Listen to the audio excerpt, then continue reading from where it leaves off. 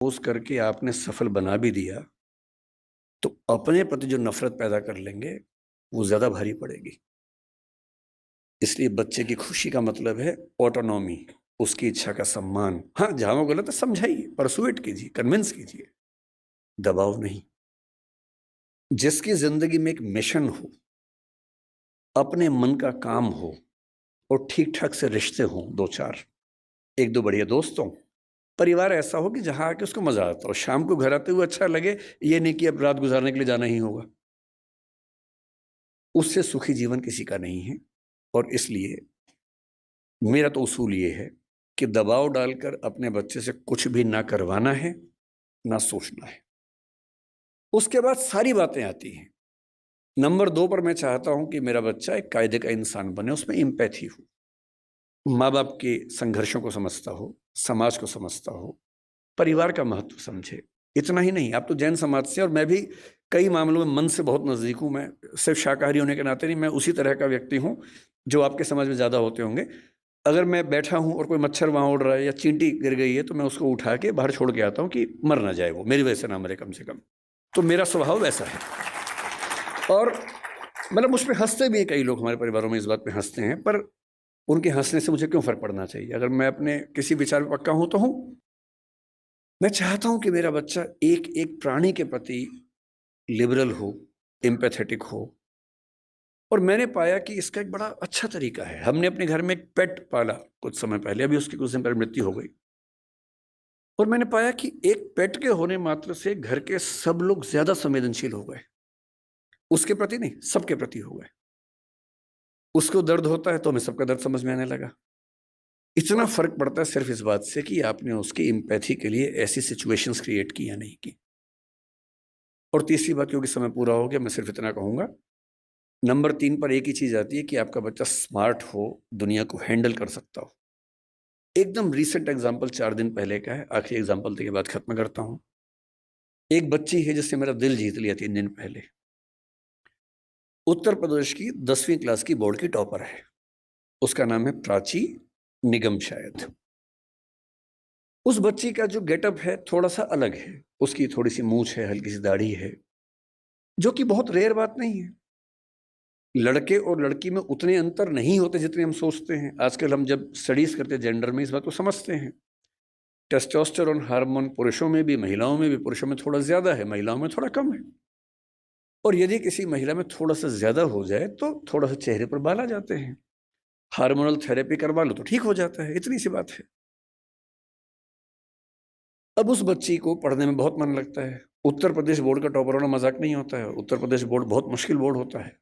उसकी टॉपर है वो, पर उसे चेहरे पर थोड़े से बाल हैं। जब उसने टॉप किया, उसके इंटरव्यूज़ आए और हमारे बदतमीज़ समाज ने, हमारे गंदे समाज ने उस बच्ची की मेहनत की तारीफ़ जितनी की, उससे ज़्यादा उसके लुक्स को ट्रोल किया। गंदे-गंदे कमेंट किए और सोच के देखिए, 10वीं क्लास का बच्चा जिसकी उम्र 15 साल होगी, जो पढ़ने में इतना डूबा हुआ है कि फर्स्ट रैंक लेके आ रहा है पूरे स्टेट में, उसकी मेहनत पर बात नहीं हो रही है। बात हो रही है कि उस लड़की के चेहरे पर बाल कैसे हैं? कैसा भद्दा समाज है हमारा। 2 दिन बाद उसका फिर एक इंटरव्यू आया और उसने इंटरव्यू में क्या कहा, थोड़ी दुखी आवाज़ में कहा कि इतनी ट्रोलिंग हुई, मुझे मेरा मन करता है काश मैं टॉप ना करती। ये हमारे समाज के मुँह पे एक थप्पड़ है, तेज़ थप्पड़ है, जो लगना भी चाहिए। लेकिन जो मैं आखिरी बात आपसे कह रहा हूँ वो इसके बाद की है। उसके 2 दिन बाद फिर उसका एक इंटरव्यू आया, जो मैंने कल देखा और उसने कहा कि ट्रोलिंग हुई बहुत, लेकिन मुझे ख़ास फ़र्क नहीं पड़ रहा। मैं ठीक हूँ, इसी बहाने फ़ेमस भी हो गई। और रही बात इसकी, तो ये तो जब चाहूँगी ठीक कर लूँगी, इसमें ऐसी कौन-सी बात है। सोशल मीडिया की एंग्ज़ायटी हमारे दौर के सबसे बड़े खतरों में से एक है। बच्चे फ़ोटो डालते हैं, लाइक कम आते हैं, एंग्ज़ायटी हो जाती है। और ऐसे में किसी बच्चे को लाखों लोग ट्रोल करें और वो कहे कि ख़ास दिक्कत नहीं हुई, तो समझ लीजिए उसके पेरेंट्स ने बहुत कमाल किया होगा कि उनका बच्चा इतना साहसी है, इतने बड़े पैमाने की ट्रोलिंग झेल सकता है। अपने बच्चों को ऐसा बनाने की ज़रूरत है और ये हम सबके साथ होना है। कल कोई ना कोई हमारी फ़ोटो आएगी बाहर, मैं तो झेल चुका हूँ कई बार, मैं तो अक्सर झेलता हूँ इन चीज़ों को, सबको झेलनी है। कोई आपकी फ़ोटो आएगी, 4 गालियाँ पड़ेंगी और हम सबकी नेचर क्या है, 10 तारीफ़ हमको नज़र नहीं आती, एक बुराई हो, सारा फ़ोकस वहाँ चला जाता है। रात दिन परेशान रहते हैं कि ऐसा कैसे हो गया, नींद उड़ जाती है। और ऐसे में राष्ट्रीय स्तर की ट्रोलिंग को 10वीं का बच्चा झेल ले तो मान लीजिए कि ये पेरेंटिंग है जो उनके पेरेंट्स ने की है। तो इतने कम समय में ज़्यादा बोल नहीं पाता हूँ, लेकिन अब क्योंकि है ही नहीं समय तो क्या करें? तो इस बात को मैं यहीं विराम दूँगा। मैं आपके बिज़नेस एथिक्स से बात नहीं कर पाया क्योंकि मुझे समय का होश नहीं रहता है। बहुत-बहुत धन्यवाद, आप लोगों ने मुझे आमंत्रित किया। बहुत-बहुत शुक्रिया। धन्यवाद। मैं बस ये कहना चाहूँगा, अभी ख़त्म नहीं हुआ है। Will be taking our Q&A session. तो फिर आप भी अपने कुछ क्वेश्चन तैयार रख सकते हैं जो सर से पूछना चाहें।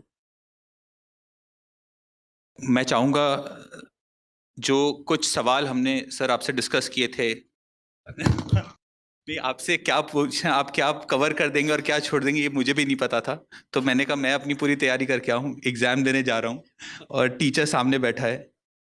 तो सर जो हमारी बात हुई थी, अभी आपने कहा जैनिज़्म में अहिंसा परमो धर्म, हम किसी जानवर, किसी आदमी को चोट ना लगे उसके बारे में तो बहुत बात करते हैं, बट आपसे जब डिस्कशन होता है हम मानसिक हिंसा के बारे में बात नहीं करते। जो दिमाग के अंदर हमारी हिंसा, हम किसी को हिंसा पहुंचाते हैं और कोई हमें हिंसा पहुंचा रहा है, हम उसके बारे में कोई बात नहीं करते। ऐसा क्यों?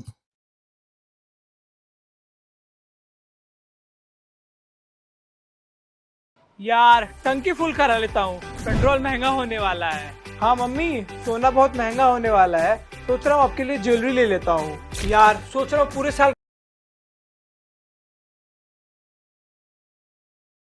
का मोबाइल रिचार्ज कर लो। तो भाई ज्यादा पैसे आ गए हैं क्या? भाई रिचार्ज महंगे होने वाले हैं। भाई सुन, अगर सरकारी नौकरी होगी ना तो ये महंगे रिचार्ज भी करवा सकता है। तो पहले सरकारी नौकरी तक पहुंचने का रास्ता चुन। मतलब पास हो से तैयारी शुरू करो यार। हाँ 3-4 दिन में ले लेता हूँ। ओ हेलो, 3-4 दिन मत रुको। अभी पास प्रो जो है मिनिमम प्राइस पे मिल रहा है और 1 सितंबर से पास प्रो का प्राइस बढ़ के 699 होने वाला है। तो अभी जाके ले लो। सही है यार, मैं चला पास प्रो लेने। और आप क्या इंतजार कर रहे हैं? पास प्रो सच में भी मिनिमम प्राइस में मिल रहा है और 1 सितंबर से पास प्रो का प्राइस 699 होने वाला है। तो देर मत कीजिए, ये आखिरी मौका है मिनिमम प्राइस पे पास प्रो से जुड़कर सरकारी नौकरी को कदम बढ़ाने का।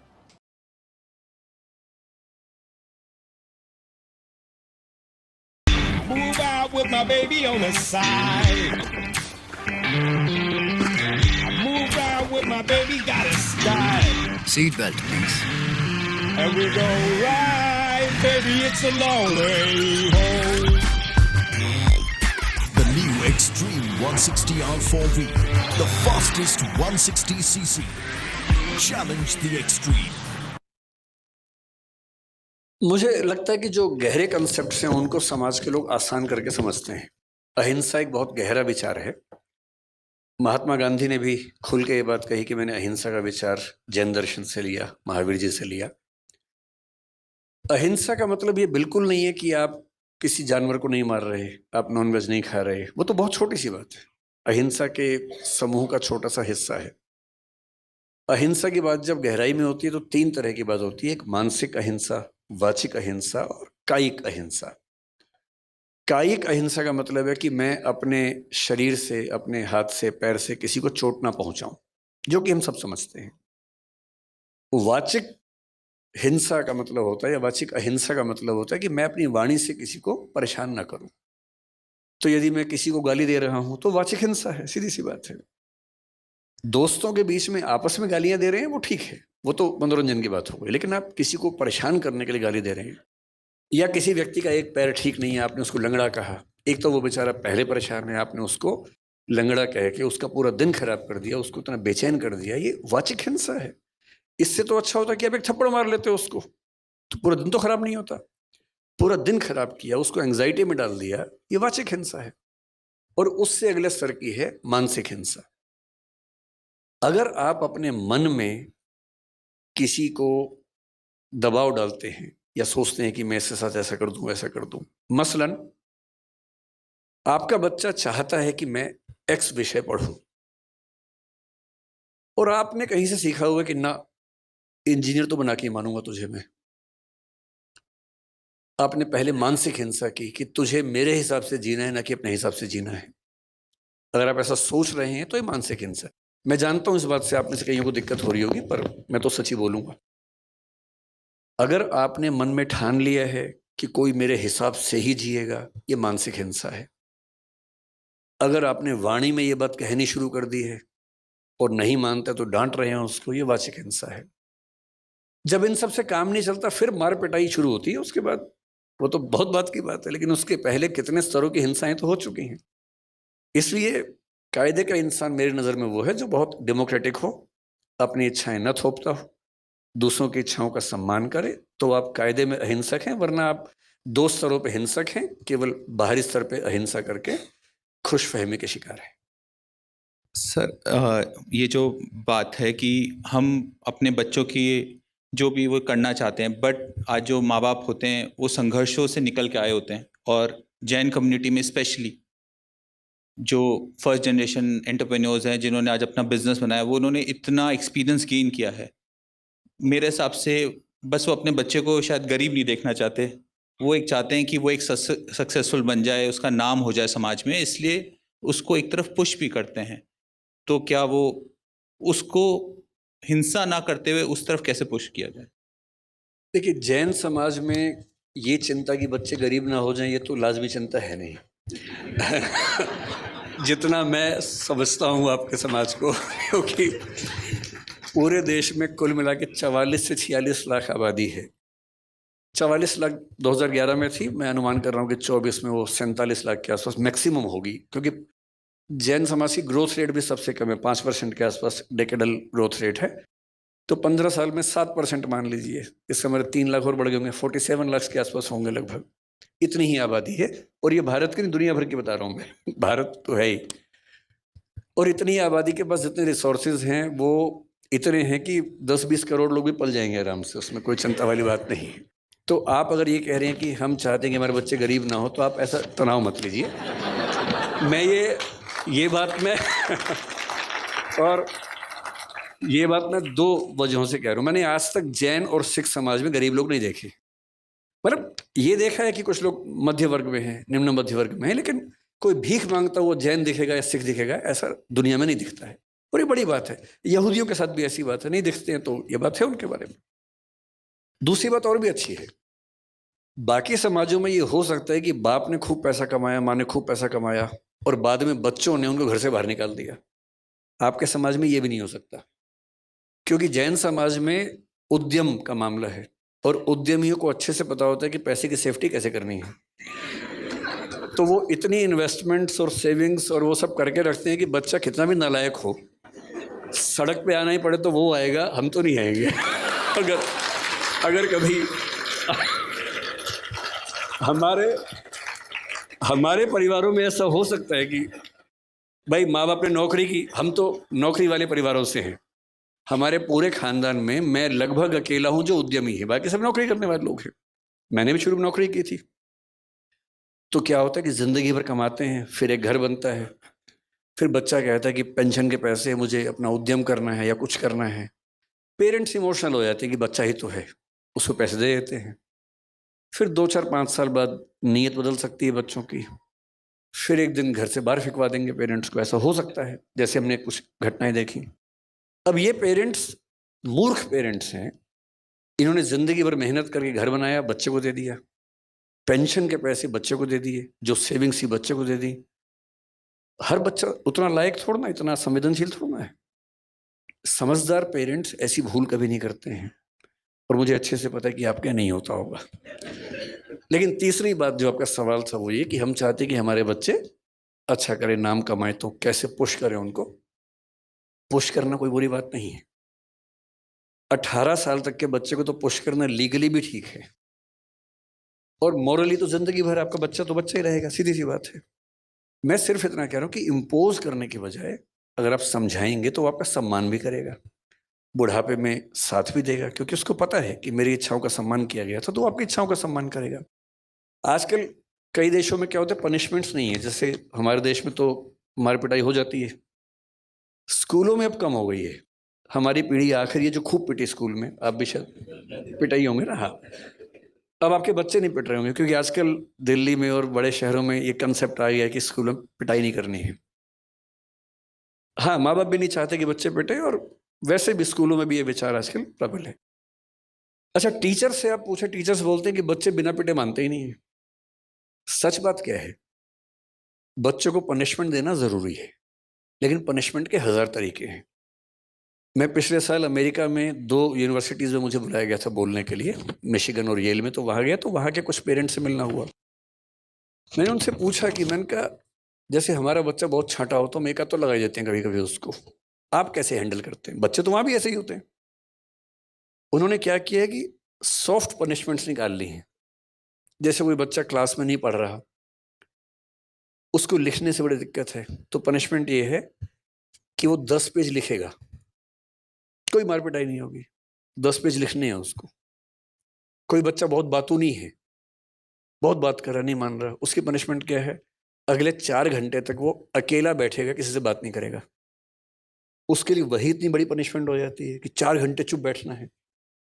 तो उसके बाद फिर वो कंट्रोल में आता है। 10 पेज लिखने हैं तो कंट्रोल में आता है। और उस पनिशमेंट से क्या हुआ? फायदा हो गया, लिखना भी सीख गया। तो जो मैं कह रहा हूँ, बच्चों को पुश करना ठीक है, मोटिवेट करना ठीक है, परसुएट करना ठीक है, समझाना ठीक है। कोई बच्चा कहे कि मैं तो पापा राइटर बनना चाहता हूँ, सीए नहीं बनना चाहता, समझाइए उसको। और बच्चे बड़े समझदार होते हैं, उनको बस दोनों पक्ष समझाने होते हैं। आप 4 अच्छे सीए से मिलवा दीजिए, 4 अच्छे राइटर से मिलवा दीजिए, और जब उनसे मिल के सारी बातें समझेंगे तो उनको खुद समझ में आएगा कि मेरे लिए क्या सही बात। और मैंने देखा है कि 90% से ऊपर मामलों में ठीक परसुएशन मिल जाए, ठीक से समझा दिया जाए, तो बच्चे समझ जाते हैं। और फिर वो, उनको सेंस ऑफ ऑनरशिप होती है कि ये फैसला मैंने पूरे होशो हवास में खुद लिया था, मैं इसके लिए जिम्मेदार हूँ। फेल भी हुआ तो जिम्मेदारी मेरी है, न कि मेरे माँ बाप की है।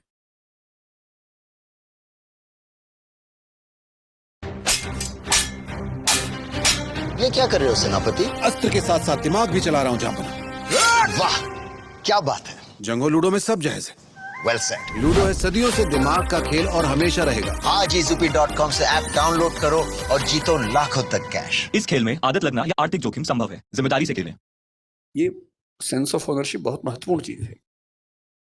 सर, सेंस ऑफ ओनरशिप जो आज बात करते हैं, आज के पेरेंट्स, हमारी जनरेशन तो ऐसे रही है कि ऊपर भी पिटी है और अब नीचे भी पिट रही है। तो लेकिन जो आज के पेरेंट्स हैं, पहले का तरीका था कि बच्चे को हमेशा कड़ाई में रखो, बट आज के पेरेंट्स का ये हो गया कि जो हमें नहीं मिला वो हमारे बच्चों को मिलना चाहिए। और बच्चों को सब कुछ मिलता है जो उनके विकास के लिए ज़रूरी है, बट इतना कुछ मिल जाता है वो डिस्ट्रैक्ट हो जाते हैं। वो एक उस पर उनको उस चीज़ का नहीं मिलता कि मेरे को ये सब कुछ मिल रहा है, और वो फोकस कैसे बच्चों के लिए। क्योंकि एक कवि है जिसने, मैं उसकी कुछ पंक्तियाँ यहाँ पे बोलना चाहूँगा। लोहा जितना तपता है उतनी ही ताकत बढ़ता है, सोने को जितनी आग लगे वो उतना प्रखर निकलता है। सूरज जैसा बनना है तो सूरज जैसा जलना होगा, नदियों सा आदर पाना है तो पर्वत छोड़ निकलना होगा। तो बच्चों को कि सब कुछ मिल रहा है तो कैसे एक डायरेक्शन के लिए आगे जाए। मतलब 3 बातें इसमें हैं। पहली बात यह कि आपने स्ट्रगल किया, हमने स्ट्रगल किया, हम चाहते हैं कि हमारे बच्चों को स्ट्रगल ना करना पड़े। बहुत जेन्युइन सी फीलिंग है ये, केवल मनुष्यों में नहीं, हर प्राणी में फीलिंग है कि उनके बच्चों को संघर्ष ना करना पड़े। तो हम भी ऐसा चाहते हैं, हर कोई चाहता है। लेकिन होता क्या है कि जो हमारा थॉट पैटर्न है, रियलिटी उसके ठीक विपरीत है। जैसे आप हैं, मैं हूं, और बहुत लोग हैं जिन्होंने बहुत स्ट्रगल करके अचीवमेंट्स हासिल की। जब अपने बच्चों को सुविधाएं देते हैं, उनका लॉजिक क्या होता है कि बेटा हम तो लाइट भी नहीं आती थी, टेबल लैंप जलाते थे। टेबल क्या, वो जो डिबरी वाला होता था, ऑयल वाला जो लैंप होता था, लालटेन जलाते थे, उससे पढ़ते थे। तुम्हें तो एसी, पंखा, कूलर सब कुछ मिला हुआ है, इतने बढ़िया लाइट्स मिली हुई हैं, लाइट भी नहीं जाती है, जनरेटर भी लगा हुआ है। बेटा एक तो हमारे पुरानी पीढ़ी में सब पेरेंट्स का स्कूल नदी के उस पार ही था। हमारा स्कूल तो नदी के उस पार था, मैं परेशान हूं कि सारे स्कूल नदी के उस पार थे, तो लोग इस पार क्यों रहते थे? उसी पार रह रहे थे। पर पर सभी के पिताजी नदी के उस पार पढ़ते थे और नदी पे पुल भी नहीं होता था। नदी पैदल पार करते थे, 10 मील दूर चल के जाते थे, फिर स्कूल में स्ट्रगल होती थी। ये हम सब ने सुना है। लेकिन उनके बच्चों को सुविधाएं बेहतर मिली, हमारे बच्चों को और मिल रही हैं। लेकिन जो सही लॉजिक है वो क्या है? कोई व्यक्ति इतना महान इसलिए बना, इतना अच्छा इसलिए बना कि उसने स्ट्रगल की थी, क्योंकि स्ट्रगल करने से उसके अंदर जो स्मार्टनेस आती है उसके बिना आ ही नहीं सकता। थॉमस एडिसन को स्कूल के लोगों ने कहा कि ये पागल बच्चा है, हम नहीं झेल पाएंगे इसको, स्कूल से निकाल दिया उसको। उसकी माँ बड़ी समझदार थी, तो बच्चे को माँ लेके आई घर। बच्चे ने पूछा, मम्मी मैं स्कूल नहीं जाऊंगा कल से?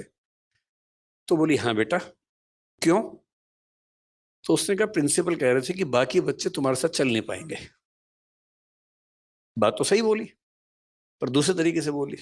घर में पढ़ाया, 12 साल की उम्र में उसको सेल्समैन बना दिया। 14 साल की उम्र में वो टेलीकॉम ऑपरेटर बना पहली बार। जिज्ञासा पैदा हुई, रिसर्च करने लगा।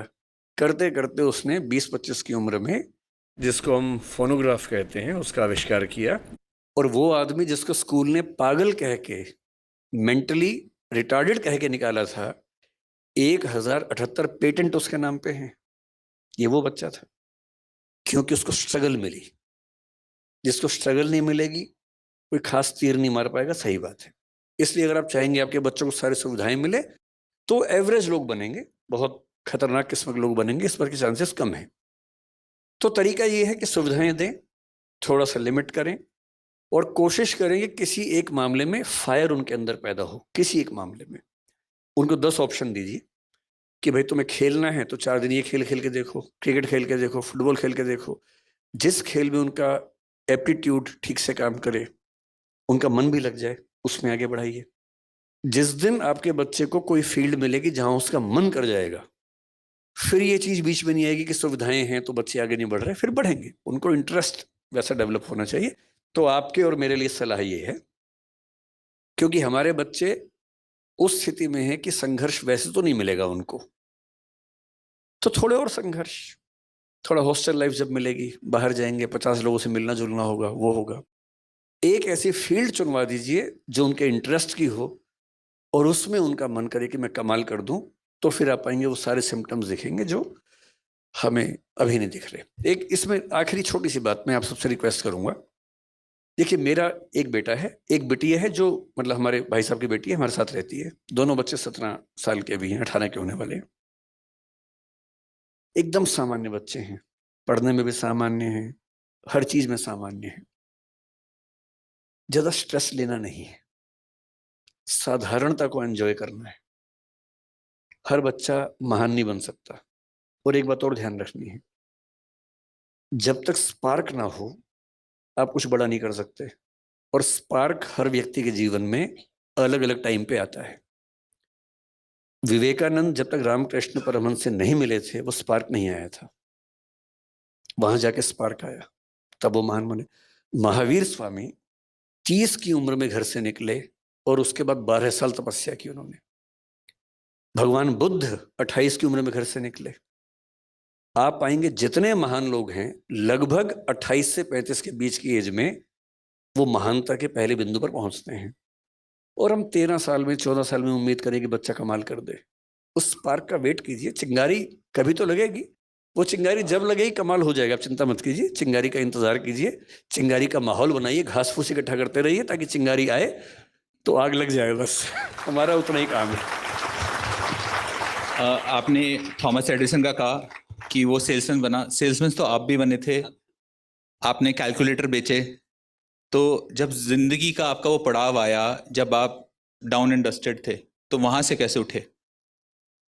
मैं 16.5 की उम्र में DU में पढ़ने आया था और घर में कुछ ऐसी दुर्घटनाएं हुई कि मुझे 17.25 साल की उम्र से नौकरी करनी शुरू करनी पड़ी।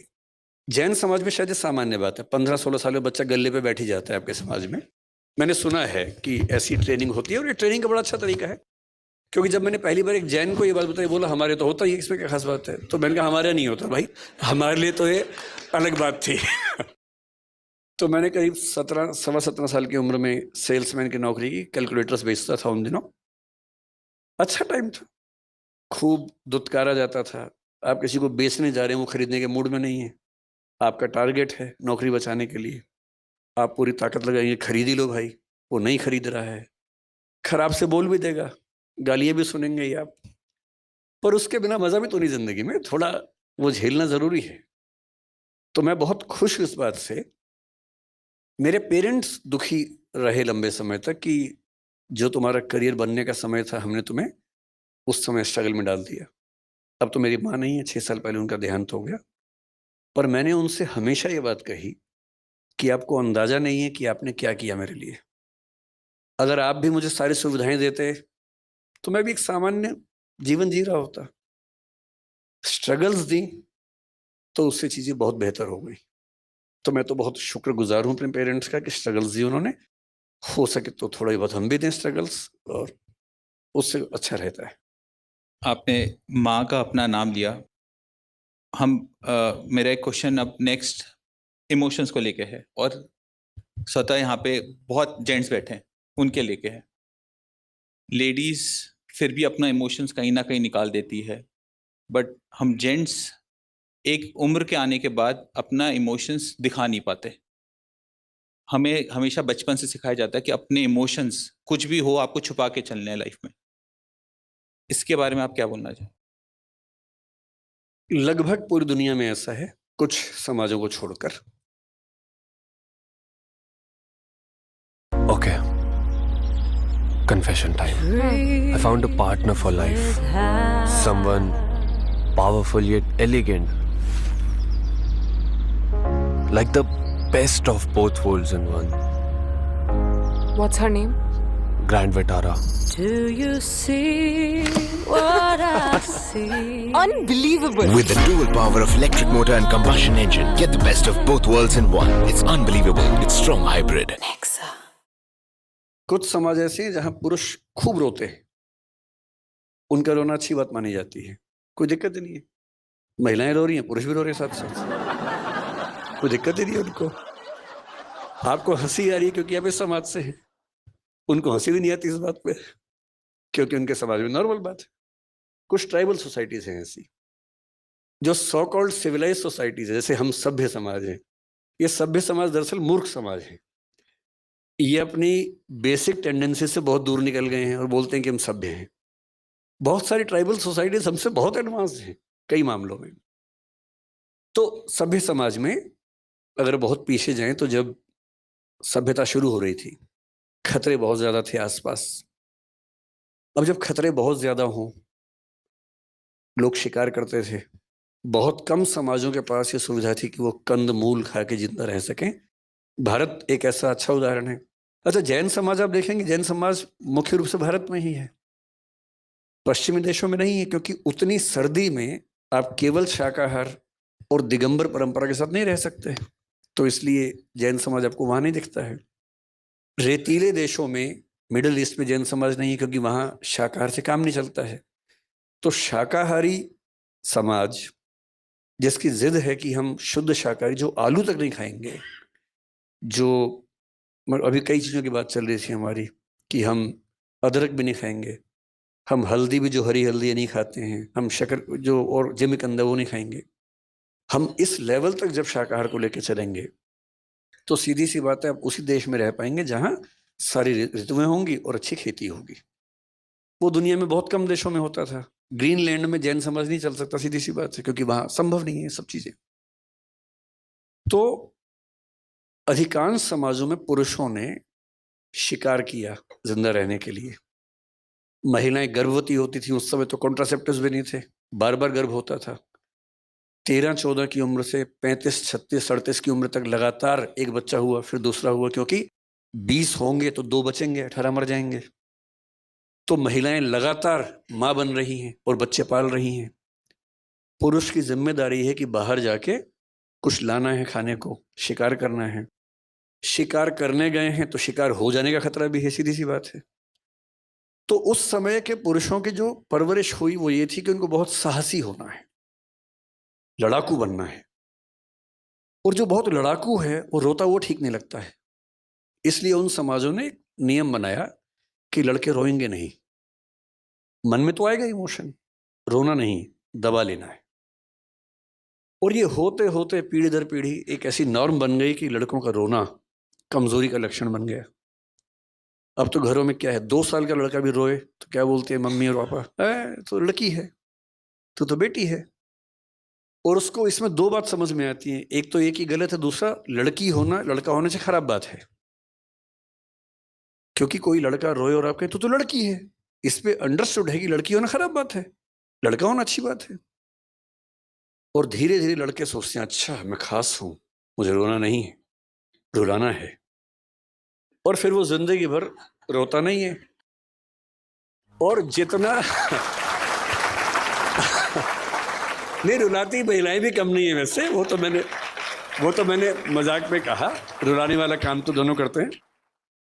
लेकिन लड़कों की मजबूरी है कि उनको समाज में ठीक दिखने के लिए अपने इमोशंस को बहुत मारना पड़ता है। अब जैसे समाज में इसकी जरूरत नहीं है, अब कौन सा भाला लेके शिकार करने जा रहे हैं, अब तो पुलिस है, सेना है, सब चीजें हैं। अब समय आ गया कि रेक्टिफिकेशन ऑफ इमोशंस हो और रोते हुए पुरुषों का सम्मान किया जाए। अब आपको फिर हंसी आ गई, देखिए इस बात पर। जब तक ये हंसी आती रहेगी मामला ठीक नहीं होगा। जिस दिन पुरुष के रोने पर हंसी आनी बंद हो जाएगी उस दिन मामला ठीक हो जाएगा। इसलिए आपका बेटा रोए, टोंट मत कीजिएगा, बस सिर पे हाथ रखना है, कंधे पे हाथ रखना है, रो ले आपके साथ। और हो सके तो साथ में खुद भी रो लेना है, 2 आंसू निकाल देने हैं। बेशक अकेले में ले जाओ उसको, दोनों बाप बेटा रोए साथ साथ, रो लीजिए। मैं वो गारंटी से कह रहा हूं, जितना हल्का उस दिन महसूस करेंगे उतना कभी नहीं करेंगे।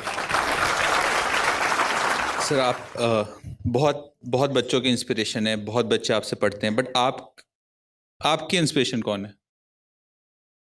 कभी सोचा नहीं इस तरह से मैंने। लेकिन हाँ, अगर मैं थोड़ा, मेरे पिताजी मेरी इंस्पिरेशन हैं, माँ भी हैं, अलग अलग वजहों से।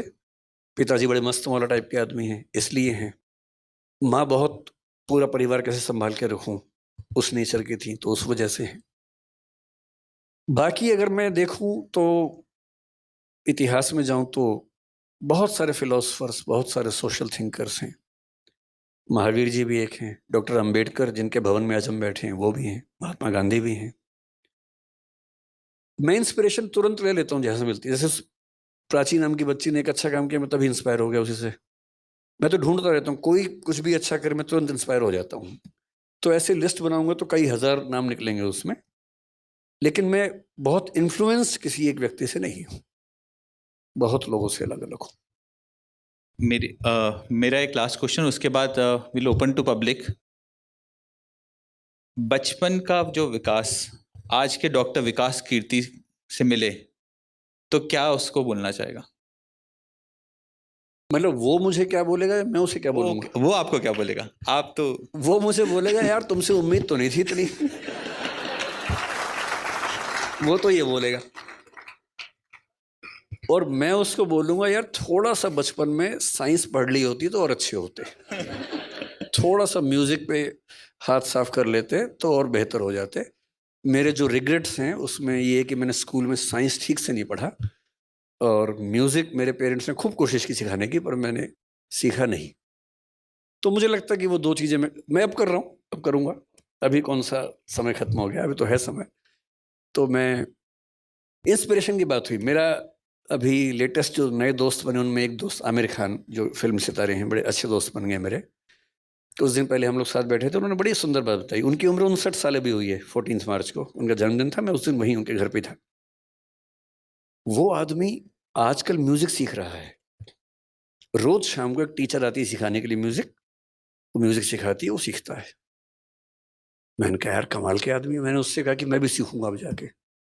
तो जो बचपन में नहीं कर पाए अब कर लेंगे, ऐसा क्या है। साइंस में आजकल पढ़ रहा हूँ, म्यूजिक भी सीखेंगे, हम तो सब कुछ करेंगे जब तक जिंदा है, कुछ भी क्यों छोड़े। सीखने की कोई उम्र नहीं होती, जब चालू करो तब सवेरा। तो अब मैं क्वेश्चन यहाँ पे पब्लिक से लेना चाहूँगा। सबसे पहले can we have the mic?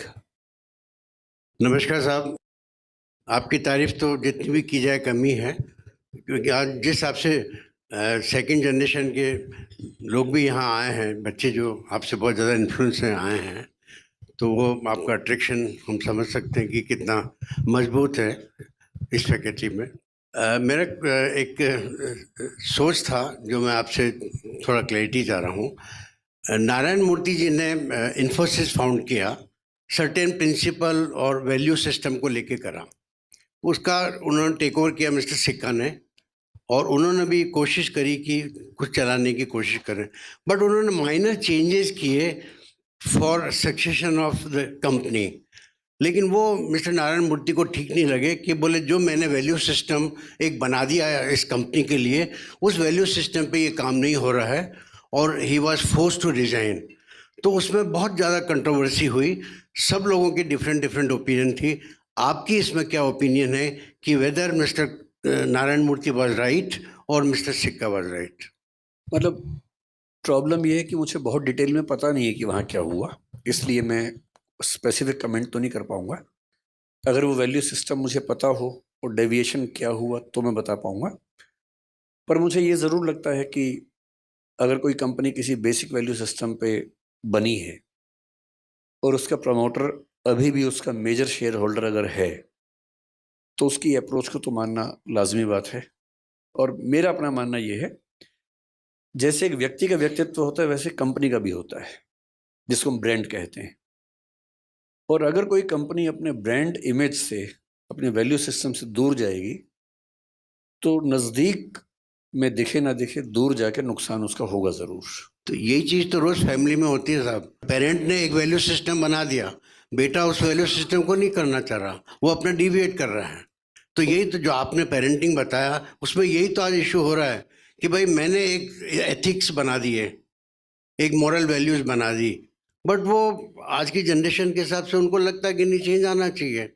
तो वहाँ पेरेंटिंग में कितना कॉम्प्रोमाइज़ करना चाहिए? इसमें ये बात अलग हो गई, ये ठीक वो बात नहीं। फादर ने वैल्यू सिस्टम बनाया, मतलब पहली बात तो फादर मदर ने मिलके बनाया तो ज़्यादा अच्छा है, केवल फादर बनाए अच्छी बात नहीं है, दोनों मिलके बनाए तो ज़्यादा अच्छा रहता है। अब मैं इसमें सारी अच्छी बातें नहीं बोलूँगा, जैन समाज की अच्छी बातें मैंने खूब बोली, मैं कुछ बुरी बातें बताऊँगा आपको। एक चीज़ मैं वो जो बोलना चाहेंगे उसमें मैं ऐड कर देता हूँ, जो बेसिकली हमारे यहाँ का जो कहना चाहेंगे जनरेशन गैप और कम्युनिकेशन गैप, जनरेशन गैप और कम्युनिकेशन गैप। मैं उस पे आने से पहले एक बात आपको बताता हूँ। जैन समाज के जो स्टैटिस्टिक्स आप पढ़ेंगे बहुत इंटरेस्टिंग है। बहुत कम संख्या, रिसोर्सेज बहुत ज़्यादा, उद्यमशील व्यक्तियों की आबादी सबसे ज़्यादा है, पर कैपिटा इनकम में जैन समाज भारत का सबसे अग्रणी समाज है। पढ़े लिखे लोगों में 94% से ऊपर जैन लोग हैं, जो भारत के किसी भी धर्म से ज़्यादा है। ये बात भी सही है। दो और फैक्ट्स हैं। एक पॉपुलेशन होती है कार्यशील जनसंख्या, वर्किंग पॉपुलेशन। वर्किंग पॉपुलेशन में पुरुषों में जैन समाज भारत के किसी भी धर्म से आगे है, और महिलाओं की वर्किंग पॉपुलेशन में परसेंटेज में जैन समाज भारत में सबसे पीछे है। इधर भी टॉप पे है, उधर भी टॉप पे है। और हमें अपने समाज को समझने के लिए केवल तारीफ नहीं सुननी है, ये भी देखना है कि हम कहाँ पीछे हैं। तो मैं जो कहना चाह रहा हूँ, परिवार का वैल्यू सिस्टम पहली बात तो केवल पुरुष क्यों बनाए, पुरुष महिला मिलकर बनाए, अपने बच्चों को समझाएं, सिखाएं। जो डाउट है, एक शब्द वैल्यू है, एक नॉर्म है। डाउट वैल्यूज पे नहीं आता है, डाउट नॉर्म्स पे आता है। आपने कहा कि बेटा अहिंसा एक मूल्य है, बच्चे ने कहा ठीक है पापा अहिंसा एक मूल्य है, लेकिन उस अहिंसा को फॉलो करने के लिए आपने जो तरीके बनाए वो नॉर्म है, वो वैल्यू नहीं है, वो नॉर्म है।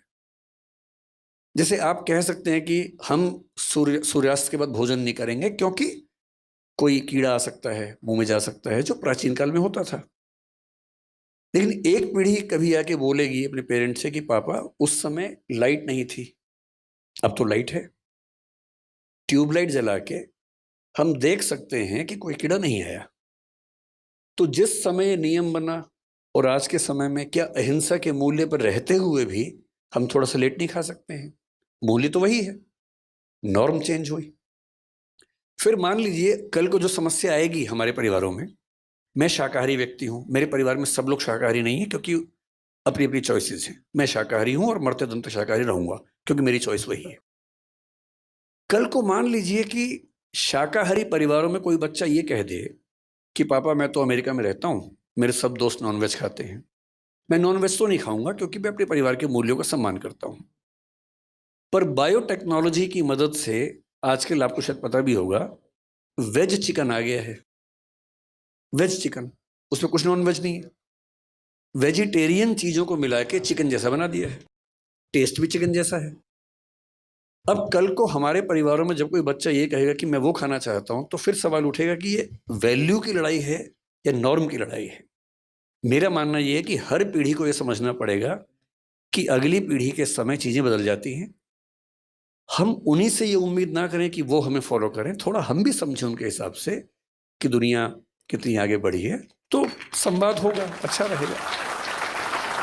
जय जिनेंद्र, डॉक्टर विकास। मेरा क्वेश्चन थोड़ा अलग है, not related to anything of this.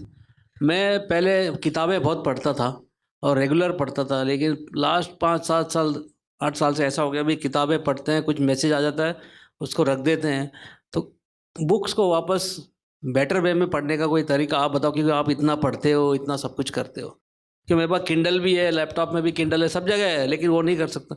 Physical book से कैसे पढ़ें प्रॉपरली? एक तो मैं पढ़ता कम हूँ, मैं दिखावा ज़्यादा करता हूँ, मैं बहुत पढ़ता हूँ। मेरे बारे में परसेप्शन है कि मैं बहुत पढ़ता हूँ, मैं उतना भी नहीं पढ़ता हूँ, शौक है मुझे पढ़ने का। लेकिन देखिए, किताब पढ़ने के 2-3 तरीके हैं। एक तरीके, जैसे मैं किताबें खरीदता बहुत ज़्यादा हूँ। अब मैं आजकल कॉन्शियसनेस को रिसर्च कर रहा हूँ, जो चेतना है, जिसको जैन दर्शन जीव कहता है, उसे कोई आत्मा कहता है। बौद्ध लोग मानते हैं कि आत्मा होती ही नहीं है, चेतना प्रवाह है। चारवाक कहते हैं कि ना चेतना प्रवाह है, ना आत्मा है, ना जीव है। हर दर्शन अलग बात कहता है, हर धर्म अलग बात कहता है। उन सबको मैंने पढ़ा है। अब मैं आजकल स्टडी कर रहा हूँ कि साइंस क्या कहता है। और दुनिया के इतिहास में केवल 30-40 साल हुए हैं जब हमने ब्रेन पे रिसर्च करनी शुरू कर दी है। EEG जब पहली बार आया, उसके बाद से हम ब्रेन को स्टडी कर पा रहे हैं और हमें पता है कि ब्रेन में चीज़ें कैसे काम करती हैं। तो एक विचार आज के लिए आ रहा है कि शायद आत्मा नाम की चीज़ है ही नहीं, केवल ब्रेन में न्यूरॉन्स की एक्टिविटीज़ हैं। कुछ लोग नहीं मानते, कहते हैं कि आत्मा होती है। इस स्टडी को बोलते हैं कॉन्शियसनेस। इस पर बहुत रिसर्च चल रही है और मैंने पिछले महीने में कम से कम 5 बड़ी महत्वपूर्ण किताबें मंगवाई हैं, कोई अमेरिका से, कोई इंग्लैंड से, कोई कहीं से, कि उनको पढ़ूंगा। सामने रखी हुई हैं और मैं रोज़ 2-4 पेज पढ़ भी लेता हूँ उसमें, सिर्फ इसलिए कि वो कंटिन्यूटी बनी रहे। ठीक से पढ़ने का एक ही तरीका है, क्योंकि जैसे आप व्यस्त रहते हैं, मैं व्यस्त रहता हूँ, मेरा फ़ोन भी बजता है, ऑफिस के बहुत सारे काम होते हैं। मैं अध्यापक हूँ, साथ में मैं उद्यमी भी हूँ और हमारी कंपनी में करीब 2,500 लोग काम करते हैं। काफ़ी ह्यूज चीज़ें हैं, तो मुझे उसमें बिजी रहना पड़ता है, वो भी करना होता है। अब पढ़ाई करते हुए फ़ोन तो आता है, व्हाट्सएप भी आ जाता है, ज़रूरी काम भी आता है। तो 2 तरीके हैं। अगर किताब पढ़नी ही है तो 1-2 घंटे के लिए फ़ोन को साइड में रख दीजिए, साइलेंट कर दीजिए। मैं तो ऐसा करता हूँ, अक्सर करता हूँ कि फ़ोन को साइलेंट किया, एयरप्लेन मोड पे किया, कमरे के बाहर रखा और 2 घंटे पढ़ा। सबको बोल दिया कि 2 घंटे डिस्टर्ब मत करना, बहुत इमरजेंसी हो तो ही बताना। मेरे घर के लोग सम्मान करते हैं इस बात का। दूसरा तरीका आसान बताता हूँ आपको। अब मैंने, जैसे पेरेंटिंग पे बात इन्होंने बोला, मुझे कोई ऐसी एक्सपर्टीज तो है नहीं, तो मैंने सोचा कि मैं देखूं कि क्या क्या दुनिया में इस पर पढ़ाई हुई है। तो मैंने कुछ किताबें मंगवा ली पेरेंटिंग पे, मोटी मोटी। अब वो भी रखी है सामने। मेरी टेबल पर लगभग 300-400 किताबें रखी हुई हैं इस समय, जो मुझे पढ़नी है। और अलमारी में 2000 अलग से हैं, जो अभी नहीं पढ़नी है, बाद में कभी पढ़नी होंगी, रखी बहुत सारी। और मैं खरीदता तुरंत हूँ, मुझे कोई किताब मिलती है मैं तुरंत खरीदता हूँ या मंगवा लेता हूँ उसको, ताकि मुझ पर दबाव रहे कि ये भी पढ़नी है। अब मैंने तरीका क्या निकाला, मैं चैट जीपीटी पे गया। अब चैट जीपीटी के ज़माने में सारी मेहनत मैं ही करूँगा, तो फिर मैं स्मार्ट कैसे हुआ? मैंने उससे पहला सवाल पूछा। मैं चैट जीपीटी का पेड वर्जन यूज़ करता हूँ, वो थोड़ा ज़्यादा स्मार्ट है, 4 अब 5 आने वाला है। मैंने उससे कहा, भाई पेरेंटिंग के बारे में दुनिया की सबसे अच्छी 10 किताबें बताओ कौन सी हैं। उसने 10 किताबों की लिस्ट दे दी। फिर मुझे क्या करना, मैंने कहा इन 10 के 10 का एसेंस बताओ, क्रक्स बताओ। फिर वो बेचारा मेहनत करता रहा 5-7 मिनट तक, 10 की 10 किताब को मैंने लिख भी दिया कि 1000 से 2000 शब्दों में हर किताब का चाहिए। 1 से 2000 शब्दों में हर किताब का क्रक्स उसने बता दिया। मैंने वो क्रक्स पढ़ा, 2-4 बातें काम की लगी, नोट कर ली, हो गया। हाँ, ऐसी कई ऐप्स है। एक इंस्टा रीड्स है, मैं वो भी यूज करता हूँ। तो इंस्टा रीड्स पे यही होता है, दुनिया की सारी अच्छी किताबें उनके समरी मिल जाती है, आप समरी पढ़िए। यूट्यूब पे एक चैनल है, मैं उसका नाम भूल रहा हूँ, वन बेटर कुछ ऐसा नाम है, हर किताब की समरी है 15 मिनट में। आप स्पॉटिफाई पे जाएंगे, वहाँ ऐसी समरीज मिल जाती हैं। ऑडिबल पे जाइए, वहाँ समरीज मिल जाती हैं। तो आप किताब पढ़ना पुराने ज़माने की बात है, आज तो किताब सुनने की चीज़ है। सैर करने निकल जाइए, एक किताब रास्ते में सुन लीजिए कि जब गए थे और आए हैं, बीच में 4 किताब पढ़ ली उस बीच में। आजकल तो बड़ा आसान है। और जिस किताब को सुन के लगे कि ये धांसू किताब है, वो पढ़िए ध्यान से। तो मैं आजकल बड़ा सेलेक्टिव हूँ, किताबें इतनी ज़्यादा दुनिया में है, कैसे सब पढ़ें। तो मेरा तरीका, अब जैसे जैनिज्म पर मुझे बात करने का मन था बीच में। ओशो जैन समाज से थे, उनका मतलब चंद्रमोहन जैन नाम था उनका। वो आप लोग 13पंथी, 20पंथी, स्थानकवासी, मूर्ति पूजक कम्युनिटीज़ में हैं। वो दिगंबर जैन में 13पंथी, 20पंथी के अलावा एक और कम्युनिटी है जिसका नाम तरणपंथी है। आप में से कितने लोग जानते हैं मुझे नहीं पता, उसका नाम बहुत कम लोग जानते हैं। तरणपंथी, उसके आचार्य थे तरण तारण नाम के। उन आचार्य पे उन्होंने अपनी सबसे पहली 2 किताबें लिखी ओशो ने। ओशो की पहली स्पीच 1965 में स्वामी तरण तारण के बारे में है। ओशो के आश्रम में जो नग्नता आप देखते हैं, उसका मूल असर दिगंबर परंपरा से आ रहा है। और जब ओशो दार्शनिक हुए तो जैन समाज में खुशी की लहर छा गई कि एक इतना अच्छा विचारक हमारे समाज से आया है। पर 2 मुद्दों पर झगड़ा हुआ और वो जैन समाज से अलग हो गए। जैन समाज ने उनको अलग कर दिया, उन्होंने कहा कि तुम क्या कर रहे हो, मैं ही हो जाता हूं, तो वो अलग हो गए। लेकिन बहुत इंटरेस्टिंग बात है कि उन्होंने जैनिज्म पर 4 इतनी मोटी मोटी बुक्स लिखी हैं। मैंने वो भी मंगवा ली हैं, वो भी रखी है मेरे सामने। तो क्या होता है, जो किताब सुनने में उपलब्ध है सुन लीजिए, जिसकी समरी उपलब्ध है पढ़ लीजिए, जिसको सुन के या समरी पढ़ के लगे कि ये कमाल की चीज़ है, उसे पूरा पढ़िए। इस तरह से आप मतलब 1 साल में कम से कम 50-100 नई किताबों को जान पाएंगे। और मैं अक्सर बोलता हूँ कि एक